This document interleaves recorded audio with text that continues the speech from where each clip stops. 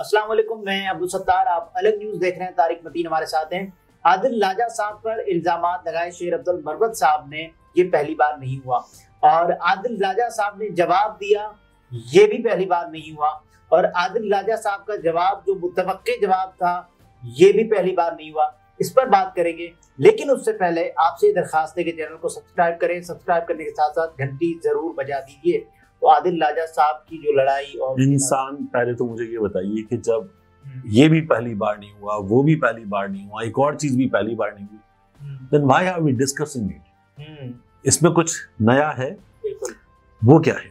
वो ये है कि आदिल लाजा साहब पर जो इल्जामात लगाए, मैंने ये नहीं कहा कि ये पहली बार नहीं हुआ कि उन पर ऐसे इल्जामात लगे और उसके बाद उन्होंने जवाब दिया, जाहिर है उससे खबर बन गई है।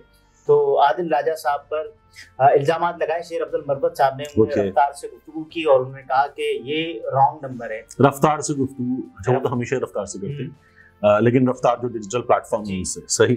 और फिर उन्होंने कहा कि ये रॉन्ग नंबर है। और सिर्फ यही नहीं बल्कि हैदर मेहदी साहब भी रॉन्ग नंबर है। इन्होंने बदगुमानी फैलाई और इन्होंने 9 मई के बाद मैराथन नशरियात चलाई, जिससे पाकिस्तान तहरीक इंसाफ के जो सपोर्टर्स हैं उनमें बदगुमानी फैली और इन्होंने ही रियासत के खिलाफ जो अंजासराई की है, इसमें आदिल राजा साहब बोला। देखिए, आदिल राजा साहब और हैदर मेहदी साहब ये जो बातें कर रहे हैं, वो बातें जाहिर है कि पाकिस्तान से बाहर बैठे लोगों में भी यही दोनों कर रहे हैं। बिल्कुल। यानी अगर मैं बात करूं मुईद पीरजादा साहब की, साबिर शाकिर साहब की, किसी एक आध और शख्सियत की, तो वो लोग भी अगर कोई बात करते हैं, कभी तनकीद करते हैं, कोई सवाल करते हैं, तो वो सवाल मोस्टली इशारों किनायों में होता है।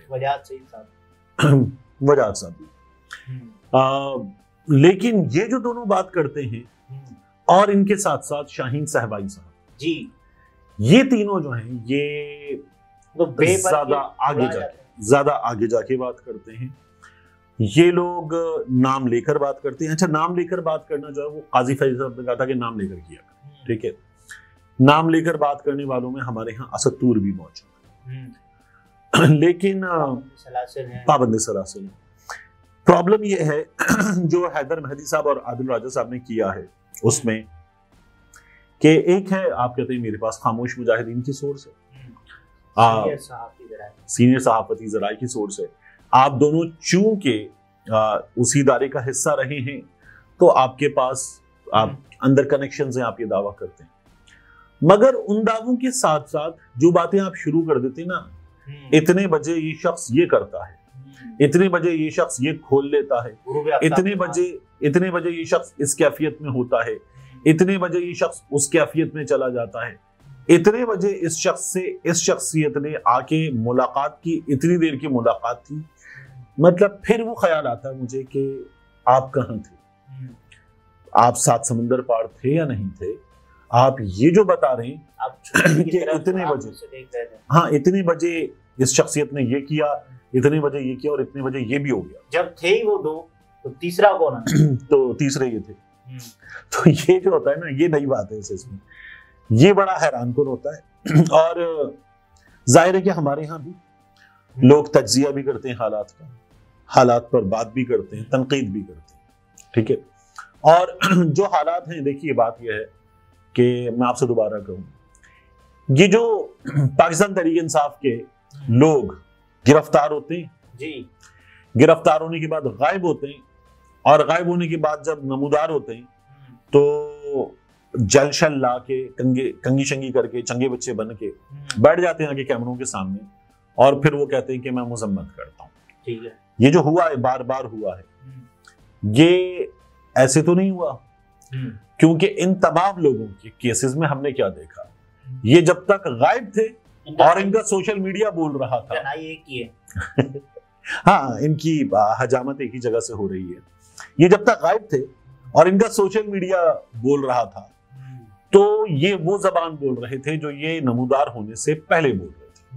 फिर जब ये नमूदार हो गए, यानी गायब होने के बाद इनके गायब हो जाने की खबर आ गई, ठीक है, गायब हो जाने के बाद एक रोज इनके गायब हो जाने की खबर आ गई और उस खबर के 15-20 दिन बाद ये नमूदार हो गए, तो फिर ये बिल्कुल एक मुख्तलिफ जबान बोल रहे थे। ठीक है, यहां तक तो मैं भी बात कर रहा हूँ, सब कर रहे हैं, आप भी बात कर रहे हैं, यहाँ तक बात पाकिस्तान में मौजूद लोग भी कर रहे हैं, सहाफी भी कर रहे हैं जो बात ठीक है। अब ये जो हो रहा है ये गायब होने के नतीजे में ही हो रहा है ना, ठीक है।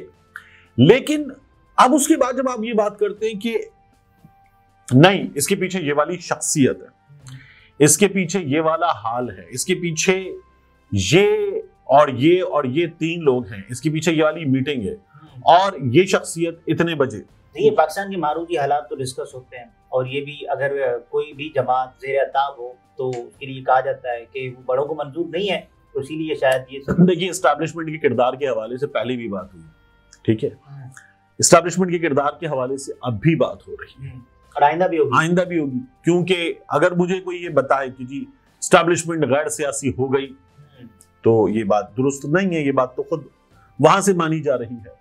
और अब तो जो उनके सहाफी हैं, जो उनकी खबरें रखने के दावेदार हैं, वो कहते हैं कि जी ठीक है जैसा वो वैसी चपेट जो इन्होंने हरकतें की उनमें यही होगा, तो आप मान रहे हैं। जब आप ये कहते हैं कि जी एस्टैब्लिशमेंट को ये कह दिया गया कि जनाब ये आपने शुरू किया था, अब इसको अंडू भी आप करके दें, तो वो अंडू करने का प्रोसेस है, ये तो होगा, तो फिर ये बात तो खत्म हो गई ना कि गैर सियासी है, ठीक है, दिस मच इज इनफ के है। अच्छा अब इससे आगे आप आ जाइए कि इन्होंने अभी ताजा लड़ाई में क्या किया है। शेर अफजल मरवत साहब ने जब इनको रॉन्ग नंबर करार दिया है, शेर अफजल मरवत साहब ने जैसे ही रॉन्ग नंबर करार दिया तो फिर उन्होंने कहा कि आप देखें ना, आप मुझसे मिलने के लिए मरे जा रहे थे। और आदिल राजा साहब ने कहा, आदिल राजा साहब ये कह रहे हैं कि शेर अफजल मरवत मुझसे इंग्लैंड आकर मिलने के लिए मरे जा रहा था, मगर मैं इमरान खान की पहुंचाई गई हिदायत पर उससे नहीं मिला। इमरान खान के करीबी रिश्तेदार डॉक्टर उस्मान खान गवाह हैं शेर अफजल मरवत को, और फिर उन्होंने नाम लिखा है आईएसआई ब्रिगेडियर फैसल मरवत इमरान खान के मुतबादिल लीडर खड़ा करना चाहती है ताकि इमरान खान का खातिमा किया जा सके। शेर अफजल मरवत को खुली छुट्टी भी इसलिए मिली हुई है। शेर अफजल मरवत के बारे में अमरीकी और यूके की कम्युनिटी अच्छी तरह से जानती है, जहां से ये इमरान खान के नाम पर डॉलर्स बटोरता रहा है। आपको कई दफा इशारों में समझाया मगर आपको समझ नहीं आया। अपने यार ब्रिगेडियर फैसल मरवत की हकीकत खुलने पर अब बावला हो गया है शेर अफजल। अगर मैं गद्दार हूँ जो शेर अफजल, मुझे फिर इन्होंने ऐसी जबान इस्तेमाल की, मुझे भौंक रहा है, तो ऐसी गद्दारी में हर बार करूंगा। आईएसआई मीडिया डिवीजन और इंटरनल विंग की शेर अफजल मरवत को मुकम्मल हिमायत हासिल है। आदिल राजा कह रहे हैं कि शेर अफजल मरवत को फौज के अंदर से एजेंसी के अंदर से मुकम्मल हिमायत हासिल है। अच्छा आप देखिए कि जनरल लोधी साहब, खालिद नईम लोधी साहब, वो ये कहते हैं कि मैं इदारे में जो लोग हैं मैं उनका बड़ा हूं, मैं उनको कुछ चीजें समझा रहा हूं, और वो यहीं बैठकर ये तमाम बातें कर रहे हैं, ठीक है। ये जो आदिल राजा साहब बातें कर रहे हैं जिसपे ये हमारे सहाफियों को ब्लॉक भी कर देते हैं और फिर उसके बाद जो है ना इसे इसकी सवारी का शौक है, इसे उसकी सवारी का शौक है, ये यहाँ बैठना चाहता है, वो वहां बैठना चाहता है, घटिया तरीन गुफ्तगू भी शुरू कर देते हैं। और फिर उसके बाद ये भी सबीन कहनी साहिबा ने तो जब मुझे भी ब्लॉक किया और वो किया ना कि भाई तारिक मतीन, अगर किसी एक शख्स पे भरोसा था तो वो आप थे, आंखें बंद करके भरोसा किया जा सकता, उसी ट्वीट में एंटी क्लाइमैक्स तो वो मैं ही था। लेकिन फिर आपने बकवास आदिल राजा के खिलाफ यही इन्होंने किया था। अब ये तमाम लोगों के खिलाफ कर रहे हैं। बात ये कि मैं आपसे यही अर्ज करता हूं ना कि इन तमाम लोगों में कोई एक तो ठीक होगा, और जो आप बाहर बैठकर कर रहे हैं, और ये भी मुमकिन है कि किसी की कुछ बातें सही हो, किसी की कुछ बातें गलत हो, बिल्कुल मुमकिन है। बात ये कि जो आप कर रहे हैं इसका नतीजा क्या निकल रहा है, ये सबसे ज्यादा मैटर करता है। मरवत साहब तो ये कह रहे हैं कि वो डॉलर्स के लिए आदिल राजा साहब ये काम कर रहे हैं, और इससे पहले वो टैक्सी चलाते थे और अब देखें डॉलर यूके में ही टैक्सी चला रहे थे।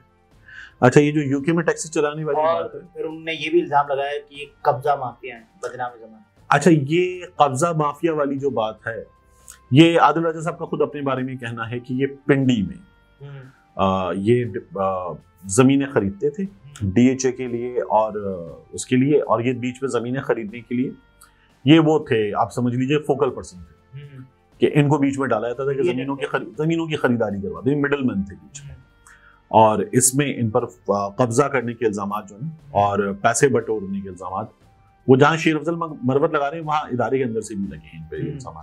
वो जाहिर ऑफिशियली नहीं लगे, वो शख्सियात की जानिब से लगे, लेकिन शेर अफजल मरवत पे ये इल्जामात बार बार लगे। सबीन साहिबा ये कह रही कि जब से फैसल मरवत से मिलने वालों को खबरदार किया है आदिल राजा ने, तब से मरवत जलील आदमी ने आदिल राजा को गद्दार डिक्लेयर कर दिया। कितने चोर हैं पाकिस्तान तहरीक इंसाफ में और तिनकों की भरमार है इनकी दाढ़ियों में। अच्छा, गुड।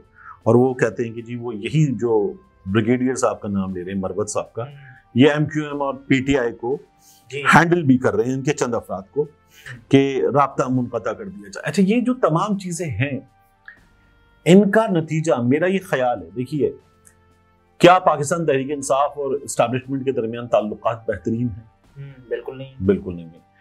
क्या एक वक्त में बेहतरीन थे? जाहिर है कि थे, बिल्कुल नहीं। ठीक है, भले दिनों की बात है। हाँ, भले दिनों की बात है। फिर उसके बाद ये बिगड़ भी गए और अभी भी बिगड़े हुए हैं, कोई मिसाल ही नहीं है। बिल्कुल ठीक बिल्कुल है, है ही नहीं। ठीक है। अब मुझे ये बताइए कि ये जो चीजें हैं, इनके नतीजे में इन ताल्लुकात का क्या होगा? ये तो पेट्रोल छिड़कने की मुतराद है। तो ये यही हो रहा है और ये होगा, ये बढ़ेगा। अच्छा, क्या आदिल राजा साहब को ज्यादा गुस्सा तब चढ़ा जब शेर अब्दुल मरवत साहब ने पाकिस्तान तहरीक इंसाफ से के सपोर्टर से ये अपील की कि इनका चैनल मत देखा जाए? अच्छा, इनका एक चैनल तो ब्लॉक हो चुका, यानी इनके साथ जो हैदर अब मेहदी नहीं है, वो अभी इन्होंने एक और चैनल भी बनाया हुआ है और हैदर मेहदी साहब भी हैं। तो ये जो लोग हैं, मैं आपसे अर्ज करूं कि मेरा ये ख्याल है कि थोड़ा सा पीछे हटने की, टोन डाउन करने की और हालात बेहतर करने की जरूरत इन लोगों को खुद पता है कि कितनी है। हैदर मेहदी साहब को, और आप इनसे तवक्को कर रहे हैं आदिल राजा साहब को भी ऐसा बिहेव करेंगे। मैं हैदर मेहदी साहब से तवक्को कर सकता हूँ। हैदर मेहदी साहब जो हैं वो मुझे अपने ओवरऑल बिहेवियर में, अपनी गुफ्तगू में मुझे ये लगता है कि वो थोड़ा सा कोशिश करें तो वो बहुत सुलझा हुआ काम कर सकते हैं। जाहिर है ये हमें भी, हाँ, मुझे भी, कि जी हैंडल हो रहा है, दोनों तरफ से खेल रहा है, इसके लिए काम कर रहा है, उसके लिए काम कर रहा है, सब कुछ करेंगे। कूल डाउन करने की जरूरत है। हैदर मेहदी साहब को ये काम बहुत अच्छा कर सकते हैं। हैदर मेहदी साहब को अगर आप सुने ना तो आपको अंदाजा होगा कि he has a great control. वो लूज भी कर जाते होंगे, बाकी लोग भी कर जाते हैं, बट ये बहुत बेहतर कर सकते हैं। आदिल राजा साहब के केस में मैं ये कहूंगा कि कर सकते थे, बट बहुत आगे चले गए और इससे पीछे नहीं आ सकते। अब यार आ जाना चाहिए, कि आ तो जाना चाहिए ना, लेकिन वो नहीं आएंगे क्योंकि अब तो यूट्यूबर का एक टैग लग चुका है। मेरा ये ख्याल है कि उनकी अपनी शिकायतें भी बहुत ज्यादा होंगी आदिल राजा साहब की, कि जी मुझे आपने गद्दार भी बना दिया, न जाने क्या कुछ बना दिया, मेरे घर पे इतने छापे भी मारे, मेरी वालदा जो है वो उनसे बदसलूकी भी की गई और आपने उनको भी धमकियां दे दी, कोर्ट मार्शल भी हो गया, सब कुछ हो गया। तो उनकी अपनी शिकायतें बहुत ज्यादा होंगी, लेकिन उन शिकायतों के सिलसिले में एक रिप्रेजेंटेटिव, वो लॉयर होगा, उसके जरिए अपना केस ही फाइट करने, कम से कम कुछ करें तो सही। मगर आप अगर इंडिविजुअल्स को गद्दार, इंडिविजुअल्स को एजेंट और पता नहीं क्या कुछ करार देके ये करना चाहेंगे तो इससे मसला हल नहीं होगा, इससे मसला बिगड़ेगा। वापसी हो सकती है पाकिस्तान, यू नेवर नो, बिल्कुल हो सकती है। हमारे यहाँ तो यकीन जानिए, मुझे ये लगता है कि कुछ भी मुमकिन है। मतलब हमारे यहाँ किसी शख्स की हथेली भी बाल उग सकती है, हमारे यहाँ किसी शख्स की जो है वो इस मुल्क में ट्रांसप्लांट के या किसी तरीका इलाज के बगैर भी गंजे के सर पे बाल आ सकते हैं। हाँ, इस मुल्क में आदमी जो है वो बच्चे को जन्म दे सकता है, इस मुल्क में कुछ भी हो सकता है, इस मुल्क में कुछ भी हो सकता है। नाज़रीन, ये तारिक मतीन थे, गुफ्तगू आपने मुलाहिज़ा फरमाई। इजाजत दीजिए, अल्लाह हाफ़िज़।